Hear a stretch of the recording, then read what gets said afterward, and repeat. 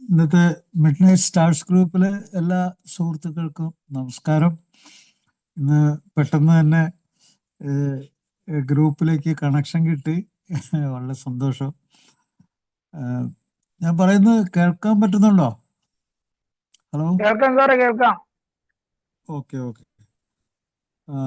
ഇന്ന് ഞാൻ പറയാൻ ഉദ്ദേശിക്കുന്നത് ഈ മദ്യാശ്രയ രോഗവും നമ്മളെ ഈ ആൽക്കഹോളിസത്തിന് ഏറ്റവും കൂടുതൽ അറിയപ്പെടുന്ന പേര്, ഡോക്ടർമാരുടെ ഇടയിൽ അറിയപ്പെടുന്ന ഒരു പേരുണ്ട്. ആ പേര് എല്ലാവർക്കും അറിയാവോന്ന് എനിക്ക് സംശയമുണ്ട്. അതിന് ADS എന്നാണ് പറയുന്നത്. ADS കോമൺ ആയിട്ട് ഡോക്ടർമാരത് ഈ 3 അക്ഷരത്തിൽ ADS എന്ന് പറഞ്ഞാൽ ആൽക്കഹോൾ ഡിപ്പെൻഡൻറ്റ് സിൻഡ്രോം എന്നർത്ഥം. മദ്യത്തെ ഡിപ്പെൻഡൻ്റ് എന്ന് വെച്ചാൽ മദ്യത്തെ ആശ്രയിച്ച് ജീവിക്കുന്ന ഒരാൾ, ഒരു രോഗി എന്നർത്ഥമാണ് ആൽക്കഹോൾ ഡിപ്പെൻഡൻറ്റ് സിൻഡ്രോം. ഇതേപോലെ തന്നെ മദ്യം ഒഴികെ മറ്റ് ലഹരി വസ്തുക്കൾ, ഇപ്പോൾ ഡ്രഗ്സ് അല്ലെങ്കിൽ സബ്സ്റ്റൻസ് എന്ന് പറയും. ലഹരി മരുന്നുകളൊക്കെ രണ്ട് പേര് ഉപയോഗിക്കാറുണ്ട്. ഒന്ന് ഡ്രഗ്സ് എന്ന് പറയാറുണ്ട്, വേറൊരു പേരാണ് സബ്സ്റ്റൻസ്. അപ്പോൾ മദ്യം ഒരു പ്രത്യേക സെപ്പറേറ്റ് ആയിട്ടുള്ള ഒരു ലഹരി വസ്തു ആയതുകൊണ്ട് അതിന് എപ്പോഴും മദ്യാശ്രിത രോഗം, ആൽക്കഹോൾ ഡിപ്പെൻഡൻറ്റ് സിൻഡ്രോം എന്ന് പറയും. മറ്റു ലഹരി വസ്തുക്കൾ അതുപോലെ തന്നെ ഇത് തലച്ചോറിൽ പ്രശ്നങ്ങൾ ഉണ്ടാക്കിയിട്ട് അത് ആ ലഹരി വസ്തുവിനെ ആശ്രയിച്ച് ജീവിക്കുന്ന അവസ്ഥ തന്നെയാണ്. അതുകൊണ്ട് ഇപ്പം നിക്കോട്ടിനാണെങ്കിൽ നിക്കോട്ടിൻ ഡിപ്പെൻഡൻറ്റ് സിൻഡ്രോം, NDS എന്ന് പറയും. ഇപ്പം കന്നാബിസ് ആണെങ്കിൽ കന്നാബിസ് ഡിപ്പെൻഡൻറ്റ് CDS എന്ന് പറയും. അപ്പോൾ അങ്ങനത്തെ 3 അക്ഷരത്തിൽ ഈ രോഗങ്ങൾ അറിയപ്പെടുന്നു. ഈ ആശ്രയ രോഗം എന്നുള്ളത് അതിൻ്റെ ഒരു അവസാനത്തെ അവസ്ഥയാണെങ്കിലും ഈ രോഗത്തിൻ്റെ യാത്ര അങ്ങോട്ടാണ്. യാത്ര പലതരത്തിൽ തുടങ്ങിയിട്ട് യാത്ര ഇപ്പോൾ എല്ലാ നദികളും പല സ്ഥലത്തു നിന്ന് തുടങ്ങി അവസാനം അത് എത്തിച്ചേരുന്നത് കടലിലാണ്.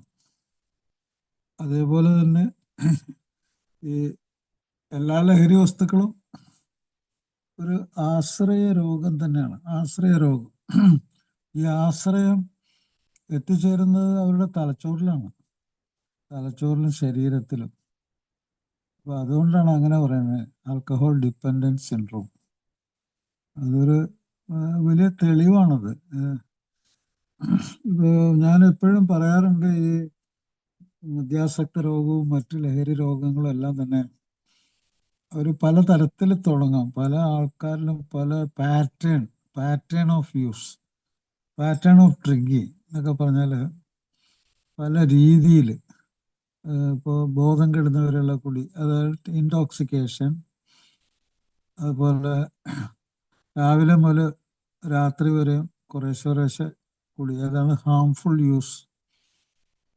മൂന്നാമത്തെ അല്ലെങ്കിൽ വളരെ പ്രധാനപ്പെട്ട ഇതാണ് ബിഞ്ച് ഡ്രിങ്കിങ്. ഇടയ്ക്കിടയ്ക്ക് 3-4 ദിവസങ്ങൾ അടുപ്പിച്ച് വളരെയധികം അളവിൽ കുടിക്കുക, പിന്നെ ബാക്കിയുള്ള ദിവസങ്ങളൊക്കെ ഒഴിവാക്കി കളയുക. പിന്നെ മറ്റൊന്ന്, ഇതെല്ലാം കൂടി ചേർന്ന് അവസാനം എത്തിച്ചേരുന്ന ഒഴിവാക്കാൻ പറ്റാത്ത ഒരവസ്ഥ. മദ്യത്തെ ജീവിതത്തിൽ നിന്ന് ഒരു തരത്തിലും ഒഴിവാക്കി ജീവിക്കാൻ അനുവദിക്കപ്പെടാത്ത ഒരവസ്ഥ. അതാണ് ആൽക്കഹോൾ ഡിപ്പെൻഡൻറ്റ് സിൻഡ്രോം, ADS. അപ്പം അത് ഒരു ഫൈനൽ സ്റ്റേജാണ്, അതൊരു അവസാനത്തെ സ്റ്റേജാണ്. ഈ സ്റ്റേജിൽ എത്തിച്ചേരാതിരിക്കുക, അതാണ് ചികിത്സ. ആ സ്റ്റേജിൽ എത്തിച്ചേർന്ന് കഴിഞ്ഞാൽ ചികിത്സ അതിഭീകരവും ചിലപ്പോൾ ഫലപ്രാപ്തിയിലെത്താത്തതും, നമ്മൾ പറയുന്ന പോലെ, ബിഗ് ബുക്കിൽ പറയുന്ന പോലെ ചിലപ്പോഴൊക്കെ പെട്ടെന്നും ചിലപ്പോഴൊക്കെ സാവകാശവും പലപ്പോഴും ഒരിക്കലും സാധ്യതയില്ലാത്തതായിട്ടുള്ള അവസ്ഥ. അപ്പൊ അങ്ങനത്തെ ഒരു അവസ്ഥയിൽ ചിലപ്പോൾ ഈ ആൽക്കഹോൾ ഡിപ്പെൻഡൻറ്റ് സിൻഡ്രോം അവസാനിക്കാറുണ്ട്. കാരണം അതൊരു ഗുരുതരമായിട്ടുള്ള അവസ്ഥയാണ്, അവസാനത്തെ അവസ്ഥയാണ്. അപ്പൊ ഇങ്ങനെയുള്ള ഒരു അവസ്ഥയിൽ ചെന്ന് കഴിഞ്ഞാൽ തന്നെ നമ്മൾ പല കാര്യങ്ങളിൽ ശരിക്കും പറഞ്ഞു കഴിഞ്ഞാൽ ഈ ഊരാക്കുടുക്ക് ഊരാക്കുടുക്കുന്ന ഓരോ കെട്ട് അഴിക്കണം. പല കെട്ടഴിച്ചാല് ഒരു അതെല്ലാം കൂടി അതിൽ നിന്ന് സ്വാതന്ത്ര്യം കിട്ടുള്ളൂ.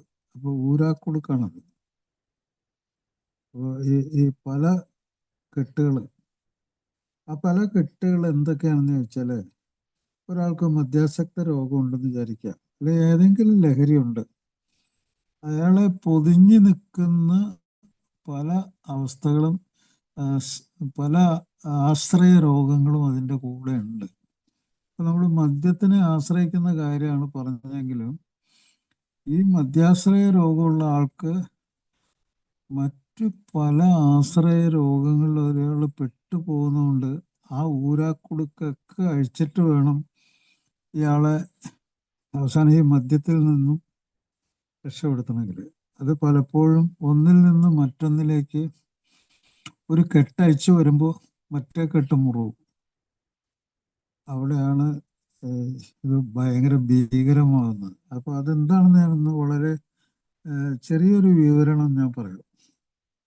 ഒരാള് തലച്ചോറിൽ മദ്യാസക്ത രോഗമുണ്ട്, അത് നമ്മൾ ചികിത്സിക്കുന്നുണ്ട്, അതിൻ്റെ രോഗലക്ഷണങ്ങളൊക്കെ ഉണ്ട്. പക്ഷെ അതേ ആൾക്ക് തന്നെ അയാൾക്കൊരു പേഴ്സണാലിറ്റി ഡിസോർഡർ ഉണ്ട്. പേഴ്സണാലിറ്റി ഡിസോർഡർ, ഒരു വ്യക്തിത്വ വൈകല്യ രോഗം. വ്യക്തിത്വ വൈകല്യം പല കാരണം കൊണ്ടുണ്ടാകാം. അത് മറ്റൊരു മാനസിക രോഗം കൊണ്ടുണ്ടാകാം. അത് നേരത്തെ ഉണ്ടായിരുന്ന ഒരു മാനസിക രോഗമായിരിക്കാം. അല്ലെങ്കിൽ അതിലിപ്പോൾ ഷിസോ അഫക്റ്റീവ് ഡിസോർഡർ, അതിൽ ഷിസോഫ്രീനിയുടെ കൊണ്ടുള്ളൊരു രോഗമായിരിക്കാം. അല്ലെങ്കിൽ ബോർഡർ ലൈൻ പേഴ്സണാലിറ്റി ഡിസോർഡർ എന്ന് പറഞ്ഞ ഇതായിരിക്കും. പലതരത്തിലുള്ള വ്യക്തിത്വ വൈകല്യ രോഗങ്ങൾ ഇതിൻ്റെ കൂടെ ചേർന്ന് വരാം. അത് ചിലപ്പോൾ കുറച്ച് നാളൊന്നും ഉണ്ടാവുള്ളൂ.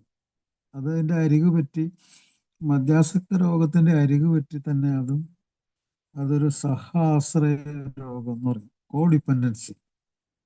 അത് ഇയാളുടെ തലച്ചോറിനെ ആശ്രയിച്ച് അങ്ങനെ കടന്ന് കൂടിയേക്കാണ്. അപ്പോൾ ആ കെട്ടഴിക്കണം. പലപ്പോഴും ഈ വ്യക്തിത്വ വൈകല്യ രോഗം അയാളെ കൊണ്ട് കുടിപ്പിക്കും. അയാളെ പ്രോഗ്രാം കണ്ടുപിടിച്ചില്ലെങ്കിൽ അയാൾക്ക് ഇതിനെപ്പറ്റി ഒരു അറിവും കിട്ടില്ല. പ്രോഗ്രാമിൽ വന്ന കുറേയൊക്കെ ആളുകളുടെ അനുഭവങ്ങളൊക്കെ പങ്കുവയ്ക്കുമ്പോൾ ചിലപ്പോഴൊക്കെ അയാൾക്ക് രക്ഷപ്പെടാൻ പറ്റും. അല്ലെങ്കിൽ തന്നെ അയാൾ ഒരു ഡോക്ടറെ കാണിക്കോ, ഒരു കൗൺസിലറെ കാണിക്കോ, അതിനു വേണ്ടിയുള്ള പ്രത്യേക ചികിത്സ ചെയ്യുകയൊക്കെ വേണ്ടി വരും. പേഴ്സണാലിറ്റി ഡിസോർഡർ, അതൊരു സഹാശ്രയ രോഗം. അങ്ങനെ പോകും. മറ്റൊന്ന്, അയാൾക്ക് ഉത്കണ്ഠയുടെ രോഗം ഉണ്ടാകാം. പലതരം ഉത്കണ്ഠകൾ. ഈ മദ്യാസക്ത രോഗം തന്നെ അയാൾക്ക് ഉത്കണ്ഠയുടെ രോഗം ഉണ്ടാക്കാം. കാരണം വെച്ചാൽ അന്നന്നത്തെ ജോലി, അതുപോലെ അന്നന്നത്തെ വീട്ടിലെ കാര്യങ്ങൾ, ബന്ധങ്ങൾ, അതിലൊക്കെ തകരാറുണ്ടാവുമല്ലോ. ആ തകരാറിലൊക്കെ ഒരു ഉത്കണ്ഠയും ഒരു രോഗഭാരവും അതിൻ്റെ കൂടെ ഉണ്ട്. അത് ജനറലൈസ്ഡ് ആങ്സൈറ്റി ഡിസോർഡർ എന്ന് പറയും. ജനറലൈസ്ഡ് ആങ്സൈറ്റി ഡിസോർഡർ, അമിതമായ ഉത്കണ്ഠ രോഗം, ഈ മദ്യപാന രോഗത്തിൻ്റെ കൂടെ ഒരു സഹാശ്രയ രോഗമായിട്ട് അയാളുടെ കൂടെ കൂടിയേക്കാണ്. അയാൾ ആ കെട്ടഴിക്കണം. ആ കെട്ടഴിക്കണമെങ്കിൽ മദ്യപാന രോഗത്തിൽ നിന്ന് വിട്ടു നിൽക്കുമ്പോൾ തന്നെ അയാൾക്ക് നല്ലൊരു ഗുണം കിട്ടും. പക്ഷെ ഈ ഉത്കണ്ഠ അയാളെ ശമിപ്പിക്കാൻ വേണ്ടിയുള്ള മരുന്ന് കഴിക്കണം, കൗൺസിലിംഗ് വേണം, പലപ്പോഴും ഡോക്ടറുടെ ചികിത്സ വേണം. അതാണ് മറ്റൊരു സഹാശ്രയ രോഗം, കോ ഡിപ്പെൻഡൻസി. മൂന്നാമത്തെ വളരെ പ്രധാനപ്പെട്ട ഒരു രോഗാവസ്ഥയാണ് വിഷാദ രോഗം, ഡിപ്രഷൻ. ഈ ഡിപ്രഷൻ പല കാര്യം കൊണ്ടും അയാൾക്ക് വരും. ഇപ്പോൾ ഉദാഹരണത്തിന് അയാളുടെ ഭാര്യ, അവരുമായിട്ടുള്ള ബന്ധങ്ങൾ, കൂടുതലും ഈ വിഷാദ രോഗം അനുഭവപ്പെടുന്നത് കഴിവുകൾ നഷ്ടപ്പെടുമ്പോഴാണ്. പലതരത്തിലുള്ള കഴിവുകളുണ്ട്. അയാൾക്ക് ജോലി ചെയ്ത് പണം ഉണ്ടാക്കാനുള്ള കഴിവുണ്ട്. അയാളുടെ കുടുംബം നോക്കാൻ ഒരു പ്രാപ്തിയൊക്കെ ഉണ്ട് അയാൾക്ക്, പക്ഷെ അത് നഷ്ടപ്പെടുന്നുണ്ട്. അതിൽ മദ്യപാനം ഒരു വളരെ പ്രധാനപ്പെട്ട സംഗതിയാണ്.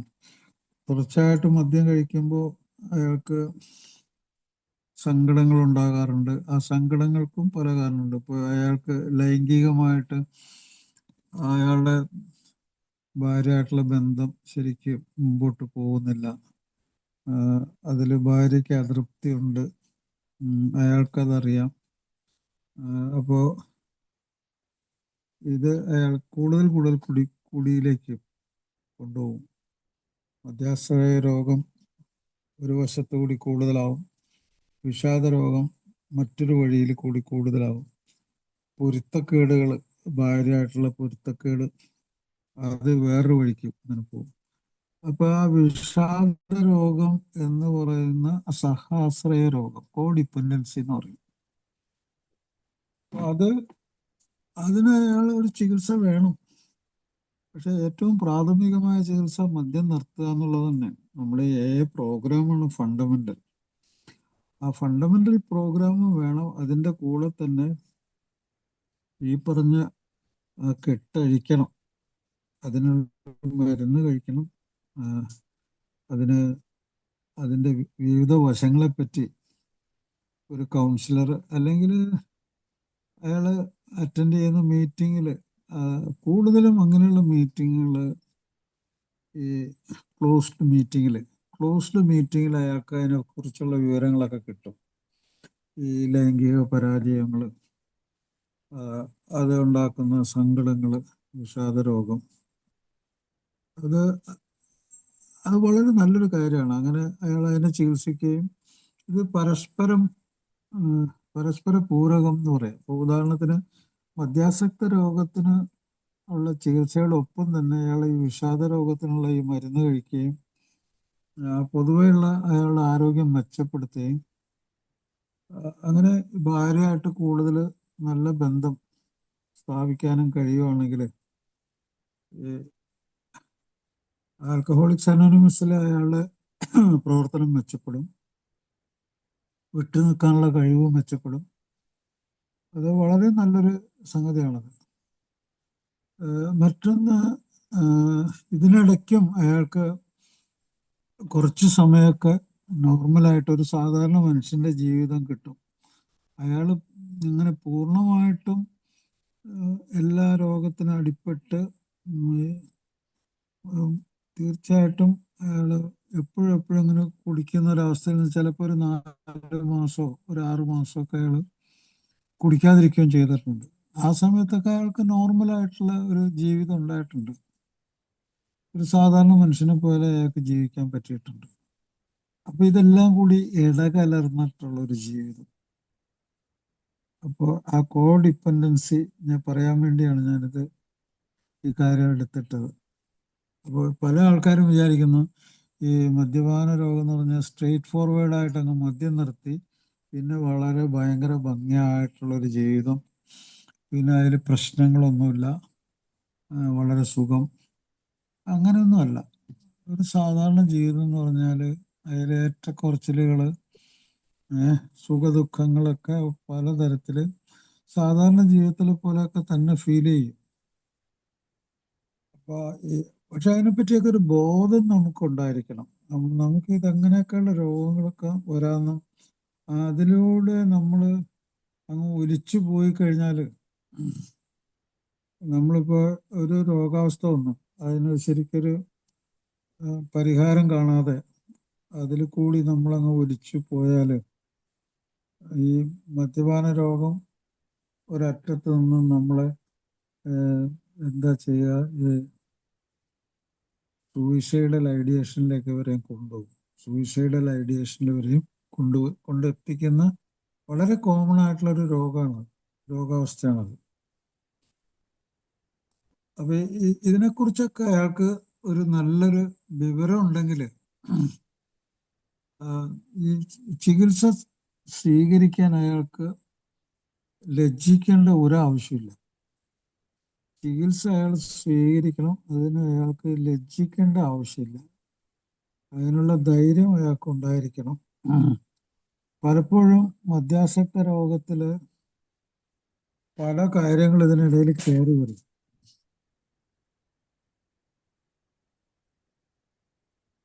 മദ്യാസക്ത രോഗത്തിലെ നിഷേധങ്ങള്, അതുപോലെ ചിന്താക്കുഴപ്പങ്ങള് ഈ രോഗത്തിൽ കയറി വരും. ഇതെല്ലാം ചികിത്സിക്കാനുള്ള ഒരു തടസ്സമായിട്ട് മാറാറുണ്ട്.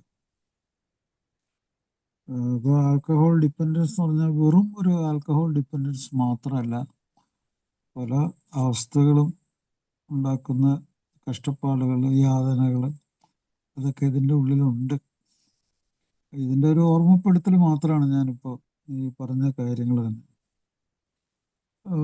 മിക്കപ്പോഴും നമുക്ക് കൂടുതൽ വിശാലമായിട്ടുള്ള അറിവ്, ഈ സൈക്കോ എഡ്യൂക്കേഷൻ എന്നൊക്കെ പറയും, നമ്മുടെ മനസ്സിനെ കുറിച്ച് നമുക്ക് തന്നെയുള്ള ആ ഒരു വിദ്യാഭ്യാസം, ആ വിദ്യാഭ്യാസത്തിൽ നമ്മൾ കുറച്ച് സമയം കണ്ടെത്തണം. ഇതിൽ ഏറ്റവും പ്രധാനം, നമ്മൾ ആ വിദ്യാഭ്യാസത്തിൽ ഏറ്റവും പ്രധാനം നമ്മുടെ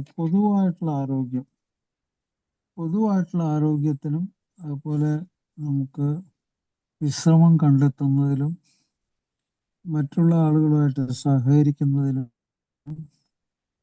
നമ്മളിതൊരു സ്പിരിച്വൽ പ്രോഗ്രാം ആയതുകൊണ്ട് ആ ഒരു സ്പിരിച്വൽ വേ എന്ന് പറഞ്ഞു കഴിഞ്ഞാൽ ഇപ്പോൾ അയാളുടെ പ്രൈവറ്റ് ആയിട്ടുള്ള ഒരു അന്വേഷണം, സ്പിരിച്വൽ അന്വേഷണം, അതൊക്കെ നല്ലത് തന്നെയാണ്. പക്ഷെ ഈ സ്പിരിച്വാലിറ്റി എന്ന് ഞാൻ ഉദ്ദേശിക്കുന്നത് മറ്റൊരാളെ സഹായിക്കുക, 12 സ്റ്റെപ്പ്, 12ാമത്തെ പടി അയാൾ ചെയ്യുക. ഈ 12ാം പടി ചെയ്യുന്ന കുറച്ച് ആളുകളൊക്കെ എനിക്കറിയാം.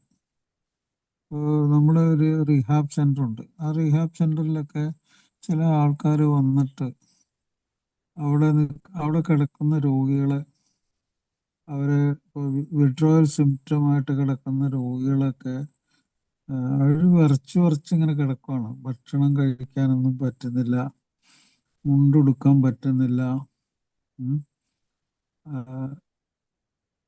ആഹാരം ശരിയായിട്ട് വയറ്റിലെത്തുന്നില്ല, കക്കൂസിൽ പോകണമെങ്കിൽ താങ്ങി പിടിച്ചൊക്കെ കൊണ്ടുപോകണം.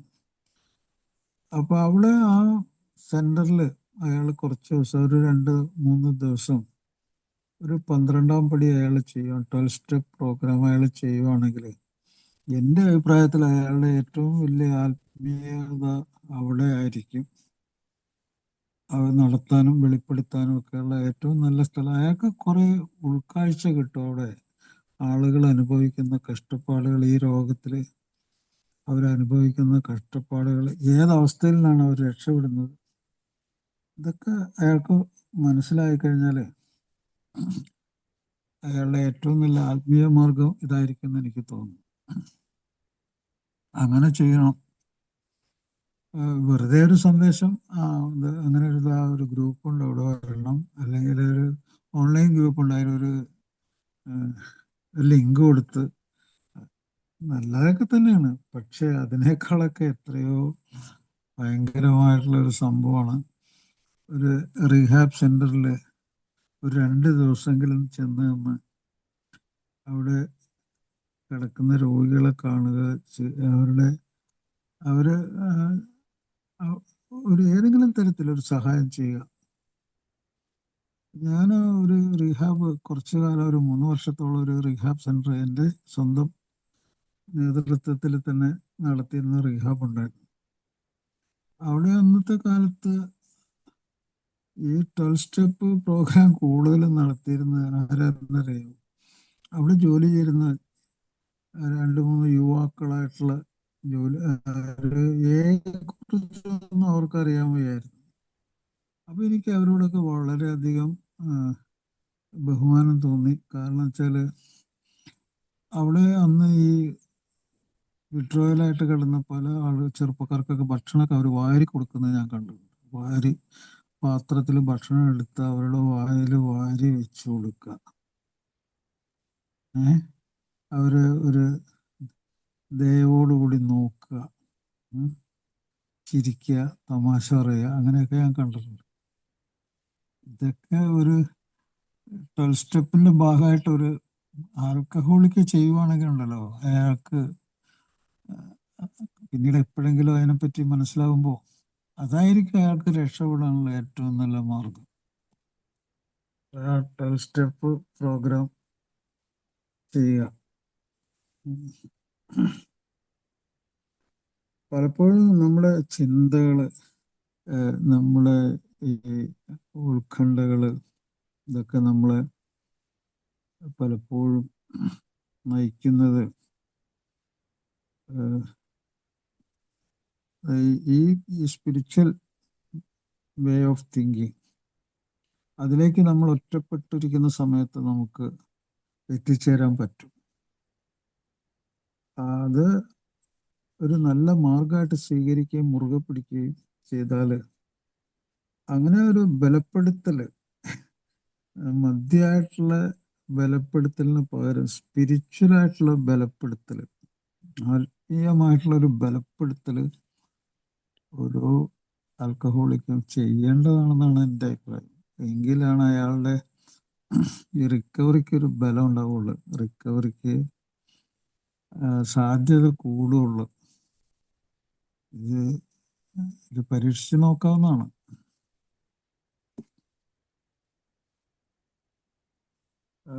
പലപ്പോഴും ഈ ഒരു തിരിഞ്ഞു നോട്ടം, ഒരാൾ മദ്യാസക്ത രോഗത്തിൽ നിന്ന് ഇപ്പോൾ 1 വർഷമോ 2 വർഷമൊക്കെ അയാൾ വിട്ടു നിന്നു ജീവിക്കാൻ തുടങ്ങിക്കഴിഞ്ഞിട്ട് അയാൾ കഴിഞ്ഞു പോയ ആ കഴിഞ്ഞ കാലഘട്ടം, ആ കാലഘട്ടത്തെക്കുറിച്ച് ഒരു തിരിഞ്ഞു നോട്ടം, അത് ഒരു ഏകാന്തതയിൽ ഒരു റിലാക്സേഷൻ, സ്വസ്ഥമായിട്ടും സമാധാനമായിട്ട് എന്നുള്ള ചിന്തയിൽ, ആ ചിന്തകളൊക്കെ അയാളെ ബലപ്പെടുത്തും. ഈ ബലപ്പെടുത്തൽ എന്നുള്ള വാക്ക് തന്നെ വളരെ ഇമ്പോർട്ടൻ്റ്. ബലപ്പെടുത്തൽ, ക്രമപ്പെടുത്തൽ രണ്ടും വളരെ ഇമ്പോർട്ടൻ്റ് ആണ്. ആൽക്കഹോളിസത്തിലും മറ്റ് അഡിക്ഷനിലൊക്കെ ഈ ബലപ്പെടുത്തലും ക്രമപ്പെടുത്തലും എന്ന് പറഞ്ഞ രണ്ട് കാര്യങ്ങളുണ്ട്. എന്താണ് ബലപ്പെടുത്തൽ? രണ്ട് തരത്തിലുള്ള ബലപ്പെടുത്തലുണ്ട്. ഒന്ന് നെഗറ്റീവായിട്ടുള്ള ബലപ്പെടുത്തലുണ്ട്, ഒന്ന് പോസിറ്റീവായിട്ടുള്ള ബലപ്പെടുത്തലുണ്ട്. എന്താണ് നെഗറ്റീവായിട്ടുള്ള ബലപ്പെടുത്തൽ? അത് പറയേണ്ട ആവശ്യമില്ല. അത് മദ്യം ഉണ്ടാക്കുന്ന പ്ലഷർ, അഡിക്ഷൻ, അതിന് ബലപ്പെടുത്തൽ. അതാണ് പുനർപതനത്തിലൊക്കെ സംഭവിക്കുന്ന. അതാണ് ഓരോ പുനർപതനത്തിലും ഒരാൾ പോകുന്നത് നെഗറ്റീവായിട്ടുള്ള ബലപ്പെടുത്തലിലേക്കാണ്. അത് സയൻറ്റിഫിക്കായിട്ടും ശാസ്ത്രീയമായിട്ടും അയാളെ തലച്ചോറിനെ നശിപ്പിക്കുകയും അതിന് ക്രമമില്ലാതാക്കുകയും റിക്കവറി അകലെ അകലെ അകലെയായിട്ട് മാറിപ്പോവുകയും ചെയ്യും. നെഗറ്റീവ് ബലപ്പെടുത്തൽ അത് വെറും പ്യുവർ അഡിക്ഷനാണ്. അഡിക്ഷൻ അത് എന്താ പറയുക, ബ്ലാക്ക് ഔട്ടാണ്, കൂടെയുള്ള ബ്ലാക്ക് ഔട്ടാണ്. ആ ഓരോ ബ്ലാക്ക് ഔട്ടിലും അയാൾ ലോകത്ത് നിന്ന് തന്നെ പോകാനുള്ള ഒരു ഇത് ബലപ്പെടുത്തുക ചെയ്യുന്നു. ഓരോ ബ്ലാക്ക് ഔട്ടും അയാൾ ഈ ലോകത്തുനിന്ന് പറഞ്ഞു വിടാനുള്ള സംഗതിയാണെന്ന് അയാൾ അറിഞ്ഞിരിക്കണം. നെഗറ്റീവ് അതായിട്ട് അത് നെഗറ്റീവ് ക്രമം ഇല്ലാതാക്കുകയും ചെയ്യും. ശരിക്കും പറഞ്ഞാൽ ജീവിതത്തിന് ക്രമം ഇല്ലാതാക്കും. ശരീരത്തിലെ ഓരോ കോശങ്ങൾക്കും ക്രമം ഇല്ലാതാവും. അത് പുറത്തേക്ക് വരും. അത് പുറത്തേക്ക് ആ ക്രമമില്ലായ്മ വരും. ഒന്നിലും അയാൾക്ക് ക്രമം ഉണ്ടാക്കാൻ സാധിക്കില്ല. അയാളുടെ ജോലിയിൽ, മറ്റുള്ളവരായിട്ടുള്ള ബന്ധങ്ങളിൽ, പിന്നെ കുട്ടികൾ, അയാളുടെ സ്വന്തം കുട്ടികളായിട്ടുള്ള ഇതില് കാര്യങ്ങളിൽ റിക്കവറി ഈസ് എ റിപ്പയർ എന്ന് പറയണേ. Recovery is A repair work. അത് തിരിച്ചു വരവ് ഒരു റിപ്പയർ നടത്തലാണ്. അത് ശരീരത്തിനും മനസ്സിനും ഒക്കെ കൂടിയുള്ള റിപ്പയർ വർക്കാണത്. അപ്പോൾ പോസിറ്റീവ് റിപ്പയർ വർക്ക് എന്ന് പറഞ്ഞു കഴിഞ്ഞാൽ അതിൽ രണ്ട് കാര്യങ്ങൾ ഞാൻ നേരത്തെ പറഞ്ഞ്. ഒന്ന്, നമ്മൾ നമ്മുടെ റിലാക്സേഷൻ സമയത്ത് നമ്മൾ ഏകാന്തതകളിൽ നമ്മുടെ ചിന്തകളിൽ കൂടി നമ്മൾ ഒരു അവലോകനം, നമ്മുടെ ജീവിതത്തെ ഒരു അവലോകനം. കഴിഞ്ഞ ഒരു വർഷം നിങ്ങളൊരു മെഡലൊക്കെ വാങ്ങിച്ചു. ഒരു വർഷം നിങ്ങൾ ആൽക്കോളിക്സ് അനോണിമസിൽ കൂടി പോയി ഒരു മെഡലൊക്കെ വാങ്ങിച്ചു. ആ മെഡൽ വാങ്ങിച്ചപ്പോഴും നിങ്ങൾ അതിസൂക്ഷ്മത ഉണ്ടായിരുന്നോ? അതിസൂക്ഷ്മതയോടെയും ഭയം കൂടാതെയും ധാർമ്മിക നിലവാരത്തെ വിലയിരുത്തി എന്ന് പറഞ്ഞ ആ നാലാമത്തെ പടിയുണ്ടല്ലോ, അത് ഇത് വെറുതെ വായിക്കുന്ന സമയത്ത് മാത്രമല്ല, ഇത് ഈ മീറ്റിങ്ങിൽ ഇത് വായിക്കുന്ന സമയത്ത് മാത്രമല്ല, അത് ഒരാളുടെ ഏകാന്തതയിൽ അയാളുടെ ചിന്തകളിൽ കൂടി സൈക്കോ എഡ്യൂക്കേഷൻ, അയാൾ തന്നെ അയാളെ പഠിപ്പിക്കുന്ന സ്പിരിച്വൽ എഡ്യൂക്കേഷനിൽ കൂടി അയാൾക്കൊരു ശാന്തത കണ്ടെത്താൻ പറ്റും. അയാളുടെ മനസ്സിൽ അയാൾക്കൊരു സമാധാനം, ശാന്തത അയാൾ കണ്ടെത്തും. എനിക്കിത് കഴിഞ്ഞല്ലോ, എനിക്ക് കഴിവ് കിട്ടി, ഞാൻ ഭാഗ്യവാനാണ്, അല്ലെങ്കിൽ അയാൾക്കൊരു അഭിമാനം തോന്നും. അതൊരു ബലപ്പെടുത്തലാണ്. അത് അയാളെ തന്നെ ബലപ്പെടുത്തലാണ്. അതിന് വേറെ വാക്കുണ്ട്, ഡിഫൻസ് മെക്കാനിസമാണ്. ഡിഫൻസ് എന്നുവെച്ചാൽ സ്വന്തം ശക്തി തെളിയിക്കുന്ന ഒരു മാർഗമാണത്. അപ്പോൾ ആ പോസിറ്റീവ് ആയിട്ടുള്ള ആ റീഇൻഫോഴ്സ്മെന്റ്, ബലപ്പെടുത്തൽ, അതിൽ കൂടി അയാൾക്ക് എയുടെ പ്രോഗ്രാം ഉപയോഗിച്ച് തന്നെ രക്ഷപ്പെടാനായിട്ട് സാധിക്കും. അയാൾക്ക് തന്നെ പലപ്പോഴും പല കാര്യങ്ങൾ അയാളുടെ ആരോഗ്യത്തെ പറ്റി തന്നെ ചിന്തിക്കാൻ പറ്റും. അയാളുടെ വേണ്ട നിത്യജീവിതത്തിൽ ചില കാര്യങ്ങളെ പറ്റി അയാളൊന്ന് അസസ്മെന്റ് നടത്തട്ടെ. അതിൽ എന്തൊക്കെയാണെന്ന് വെച്ചാൽ, അയാളുടെ സങ്കടങ്ങളൊക്കെ മാറിയോ, അയാളുടെ ഇപ്പോൾ വിശപ്പൊക്കെ ഉണ്ടോ, ശരിക്കും ഭക്ഷണത്തോടുള്ള അയാളുടെ സമീപനം എങ്ങനെയാണ്, അയാളുടെ ബുദ്ധിശക്തിക്കൊക്കെ ഒരു പുതിയൊരു മാനം വന്നിട്ടുണ്ടോ, ജീവിതത്തിലെ സംഘർഷങ്ങൾക്കൊക്കെ ഒരു കുറവ് തോന്നി തുടങ്ങിയിട്ടുണ്ടോ, ഇപ്പോഴും അയാൾ ഈ അമിതമായിട്ട് ആനന്ദത്തിൽ മുഴുകാനുള്ള താല്പര്യം കൂടുതലുണ്ടോ, അത് കുറച്ച് ആനന്ദത്തിൻ്റെ സമയം കുറച്ച് ജീവിതത്തിൽ മുഴുകാനായിട്ടുള്ള അതിനുള്ളൊരു താല്പര്യം അയാൾക്ക് വന്നിട്ടുണ്ടോ, പല കാര്യങ്ങൾക്കും ശ്രദ്ധ കേന്ദ്രീകരിക്കാനും കഴിയുന്നുണ്ടോ, ഒരു ക്രിയാത്മകത്വം ജീവിതത്തിൽ എല്ലാത്തിലും. ഒഴിവുള്ള സമയത്ത് അയാൾ വീട്ടിലിരിക്കുകയാണെങ്കിൽ തന്നെ അയാൾക്ക് മറ്റുള്ള കുട്ടികളോടും അവരുടെ ബന്ധുക്കളോടൊക്കെ കൂടി ചിരിക്കാനും കളിചിരി ഒക്കെ സാധിക്കുന്നുണ്ടോ, അവരുടെ കൂടെ എന്തെങ്കിലും പ്രവൃത്തികളിൽ ഏർപ്പെടാൻ പറ്റുന്നുണ്ടോ, ഒരു പ്രൊഡക്റ്റീവായിട്ട് എന്തെങ്കിലും തിരികെ കിട്ടുന്ന രീതിയിൽ ഒരു പൂന്തോട്ടം, ഒരു കൃഷി, അല്ലെങ്കിൽ എന്തെങ്കിലും ഒരു പോസിറ്റീവായ ഒരു കാര്യം അയാൾക്ക് ചെയ്യാൻ പറ്റുന്നുണ്ടോ, അതുപോലെ അയാളുടെ പഴയ പാരമ്പര്യത്തിൽ എന്തെങ്കിലുമൊക്കെ ഇപ്പോഴും അയാളെ വേട്ടയാടുന്നുണ്ടോ, അതേപോലെ അയാൾക്ക് ജീവിതത്തോടുള്ള താല്പര്യം കൂടി വരുന്നുണ്ടോ, ചിന്തകള്, അയാളുടെ ചിന്തകളെ അയാൾ പുറകെ പോകണം, അങ്ങനെ തന്നെ. അതേപോലെ ആത്മഹത്യയെക്കുറിച്ച് പണ്ട് അയാൾ ചിന്തിച്ചിരുന്നത് അത് എന്തൊരു മൗഢ്യമായിരുന്നു, അതിനെപ്പറ്റി അയാൾ ആലോചിച്ച് ചിരിക്കാറുണ്ടോ, റിസ്ക് ഓഫ് സൂയിസൈഡ്. അതുപോലെ ഇപ്പോഴും അയാൾക്ക് സുഖമായിട്ട് ഉറങ്ങാൻ പറ്റുന്നുണ്ടോ, സ്ലീപ്പ് ഡിസ്റ്റർബൻസ് രണ്ടു മണിക്കൊക്കെ രാത്രി ഇപ്പോഴും അയാൾ എഴുന്നേൽക്കുന്നുണ്ടോ, ഞെട്ടി എഴുന്നേൽക്കുന്നുണ്ടോ? അതുപോലെ പഴയ ആ സങ്കടങ്ങളൊക്കെ ഇപ്പോഴും അയാളെ വേട്ടയാടുന്നുണ്ടോ? ഇതൊക്കെ അയാൾ ചോദിക്കേണ്ട ചോദ്യങ്ങളാണ് സ്വന്തമായിട്ട്. ഇതൊക്കെയാണ് അസസ്മെന്റ്, ഇതൊക്കെയാണ് റിപ്പയർ വർക്കിൽ പ്രധാനപ്പെട്ട കാര്യങ്ങൾ നടക്കുന്നത്. അപ്പോൾ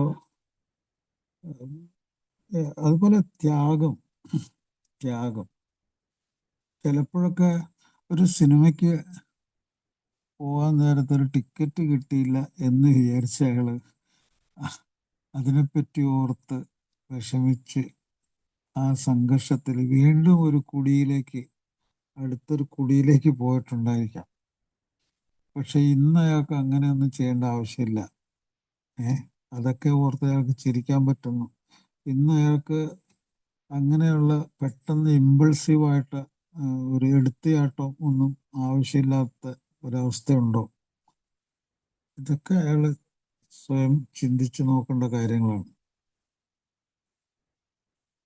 ഇങ്ങനെയൊക്കെയുള്ള തിരിഞ്ഞു നോട്ടം, അവലോകനം, ഇത് ആൽക്കഹോളിക്സ് അനോണിമസിലെ ഒരു പ്രധാനപ്പെട്ട റിപ്പയർ വർക്കാണെന്ന് ഞാൻ പറയും. ഒരു ശരിക്കൊരു റീ അഷുറൻസ് കൂടിയാണത്. ഇത് മറ്റൊരു സംഗതി എനിക്ക് പറയാനുള്ളത്, ഈ ഡിസോസിയേഷൻ ഡിസോർഡർ എന്ന് പറഞ്ഞൊരു പരിപാടിയുണ്ട്. Multiple personality. മൾട്ടിപ്പിൾ പേഴ്സണാലിറ്റി പല ആൾക്കും കയറി വരും. മൾട്ടിപ്പിൾ പേഴ്സണാലിറ്റി നമ്മുടെ മണിച്ചിത്രത്താഴെയുള്ള പെണ്ണിന്റെ പോലത്തെ ഉള്ള കളികൾ, മൾട്ടിപ്പിൾ പേഴ്സണാലിറ്റി. അപ്പൊ ആ മൾട്ടിപ്പിൾ പേഴ്സണാലിറ്റി എന്ന് അത് ഒരു സിനിമയുടെ ഒരു ഭാഗമാണ്. പക്ഷെ അതല്ല ഇവിടെ യഥാർത്ഥത്തില് മൾട്ടിപ്പിൾ പേഴ്സണാലിറ്റി എന്ന് പറഞ്ഞു കഴിഞ്ഞാൽ നമ്മൾ വല്ലപ്പോഴൊക്കെ പഴയ കാലത്തേക്ക് തിരിച്ചു പോകാനായിട്ട് ആഗ്രഹിക്കുന്നു. ലോകത്തെ തന്നെ നമ്മൾ സ്പ്ലിറ്റ് ചെയ്ത് ആ പഴയ കാലത്തിലേക്ക് പോകാൻ ആഗ്രഹിക്കുന്നു. ഡിസോസിയേഷൻ എന്ന് പറഞ്ഞാൽ രണ്ടായിട്ട് വേർതിരിയുക എന്നർത്ഥം. അതാണ് മൾട്ടിപ്പിൾ പേഴ്സണാലിറ്റി. അപ്പൊ ഇവിടെ നമ്മൾ ഈ ഡിസോസിയേഷൻ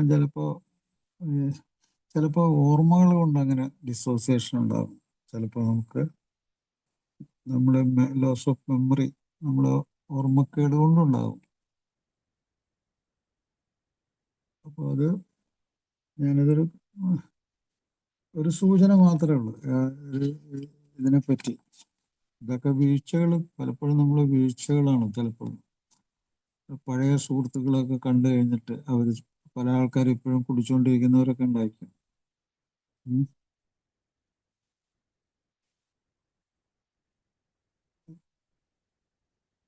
അപ്പോൾ ഈ കാര്യങ്ങളൊക്കെ ഒരു ഓർമ്മപ്പെടുത്തൽ മാത്രമാണ്. പല ആളുകളും കടുത്ത മാനസിക രോഗത്തിലേക്ക് പോയ ധാരാളം ആൾക്കാരുണ്ട്, മദ്യാസക്ത രോഗത്തിൽ നിന്ന്. അവർക്കൊക്കെ തിരിച്ചു വരാൻ കഴിഞ്ഞിട്ടുണ്ട് ഒറ്റ കാര്യം കൊണ്ടാണ്. ഈ 24 hour പ്രോഗ്രാം, അതിനൊരു മുൻഗണന കൊടുക്കണം. 24 hour പ്രോഗ്രാം, അതിൽ കൂടി മാത്രമാണ് അവർക്ക് പല കടുത്ത മാനസിക രോഗത്തിൽ നിന്ന് തിരിച്ചു വരാൻ പറ്റിയത്. കാരണം അവരുടെ ബ്രെയിനിന്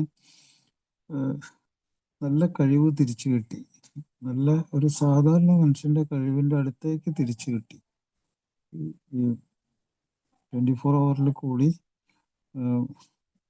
പുതിയ കോശങ്ങൾ, തലച്ചോറിൽ പുതിയ കോശങ്ങൾ ഉണ്ടായി. ആ കോശങ്ങൾ പുതിയ പ്രവർത്തനത്തിൽ ഏർപ്പെട്ടു, അവർക്ക് പുതിയ ജീവിതം ഉണ്ടാക്കി കൊടുത്തു. ഇത് സയൻസ് പറയുന്നതാണത്, സയന്റിഫിക് എവിഡൻസ് ആണത്.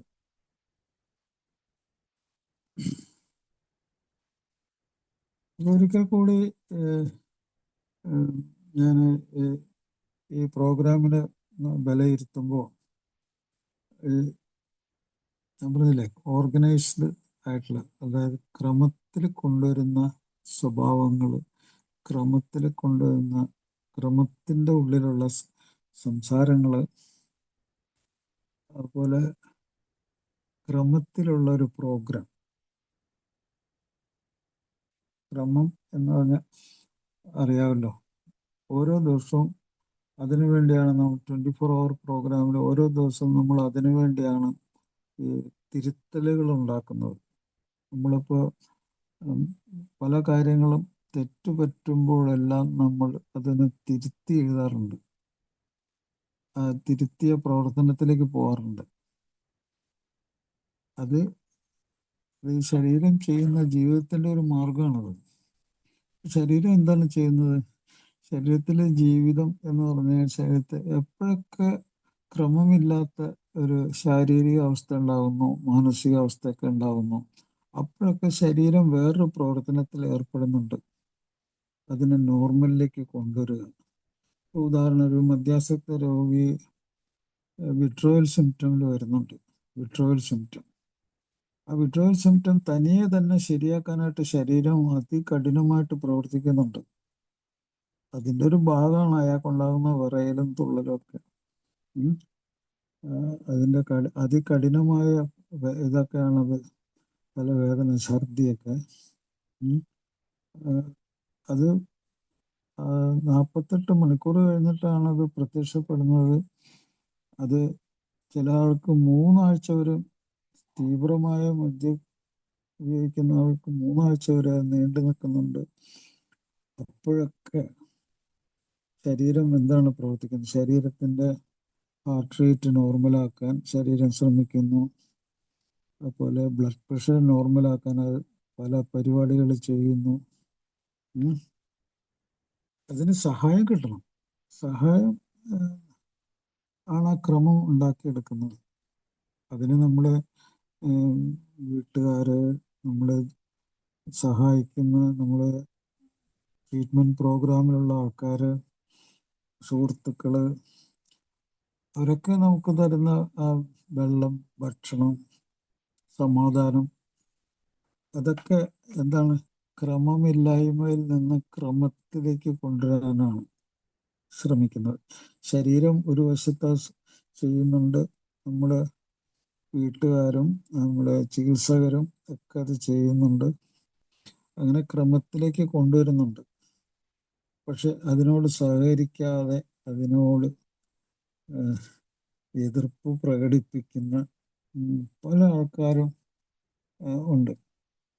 ശത്രുതാ മനോഭാവം, റേജ്, വിരോധം, പറയുമ്പോഴേ വിരോധം, കേൾക്കുമ്പോഴേ വിരോധം, ഇങ്ങനെയായിട്ടുള്ള റേജ് മെക്കാനിസം ഉള്ള ആൾക്കാർ, ഞാൻ തുറന്നു പറയുകയാണ്, പ്രോഗ്രാമിൽ നിലനിൽക്കില്ല. ഒരു പെട്ടെന്ന് അവർ റിലാപ്സ് ആവും, പെട്ടെന്ന് മരിക്കുകയും ചെയ്യും. അവർ എത്രയൊക്കെ അവർ റിലാപ്സ് കൂടുന്നു അത്രയും പെട്ടെന്ന് അവർ മരിക്കും, ഉറപ്പാണ്. ഞാൻ കണ്ടേക്കണ കാര്യങ്ങളാണ് പറയണേ. അത് തന്നെയാണ് ഇപ്പോൾ WHO പറയുന്നത്. അത് തന്നെയാണ് WHO ഇപ്പോൾ അവസാനം പറഞ്ഞേക്കണത് വെച്ചാൽ എത്രയും പെട്ടെന്ന് അവർ ക്രിമിനൽ ആക്ടിവിറ്റിയിലേക്ക് പോകും. ഇങ്ങനെ ഈ റേജ് ഉള്ളവർ, എതിർപ്പുള്ളവർ, എപ്പോഴും എപ്പോഴും ശത്രുത, അവർക്ക് എതിർപ്പിലേക്ക് പോയിട്ട് അവർ റിലാപ്സിലേക്ക് പോകും. അപ്പോൾ ഒരിക്കൽ കൂടി ഈ പ്രോഗ്രാം വളരെ നല്ല രീതിയിൽ നടപ്പിലാക്കുക, രക്ഷപ്പെടാനുള്ള മാർഗം തുറന്നു കിട്ടിട്ട് എല്ലാവർക്കും നന്മകൾ നേർന്നുകൊണ്ട് ഞാൻ നിർത്തുന്നു. Thank you.